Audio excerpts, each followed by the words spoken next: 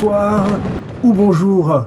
Qui que vous soyez, où que vous soyez, l'ensemble de la rédaction de Pat Media vous souhaite un très joyeux réveillon de la Saint-Sylvestre et une bonne année 2026. Alors c'est vrai que qu'en ce 31 décembre 2025, les villes scintillent de mille feux, guirlandes électriques, sapins illuminés, vitrines étincelantes, tout semble conspirer pour chasser l'obscurité hivernale et nous envelopper d'une joie collective. Pourtant, malgré les fêtes et la lumière, nous pensons à ceux qui sont seuls, car la solitude s'empare discrètement de certains d'entre nous. Elle glisse comme une ombre froide entre les rires forcés, les toasts virtuels et les tables trop vides. Et pendant les fêtes, ce sentiment s'intensifie cruellement. Près d'un tiers des Français déclarent se sentir davantage isolés durant cette période où l'injonction au bonheur familial et à la convivialité devient oppressante. Entre 10 et 15% passent même Noël ou le Nouvel An physiquement seuls.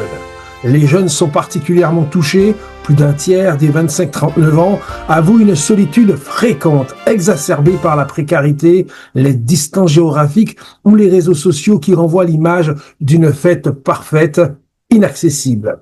Les personnes âgées, les chômeurs, les parents isolés, les étudiants loin de chez eux, tous voient le contraste s'accentuer entre l'effervescence extérieure et le vide intérieur.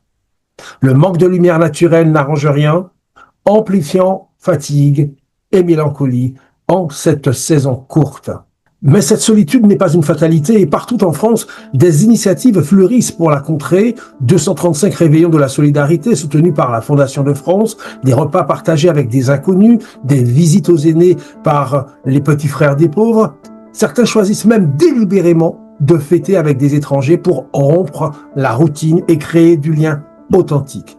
D'autres optent pour une solitude choisie, apaisante, une promenade sous des lumières, un bon repas solitaire, un moment de recueillement. Car la solitude peut aussi être un espace de respiration, loin des obligations sociales. Elle nous invite à nous recentrer, à allumer notre propre lumière intérieure. Alors en cette fin d'année, rappelons-nous que derrière chaque fenêtre illuminée se cache parfois une ombre. Tendons la main, appelons un proche ou simplement acceptons nos propres silences. Que 2026 nous apporte à tous un peu plus de chaleur humaine, celle qui naît des gestes simples, des vraies connexions.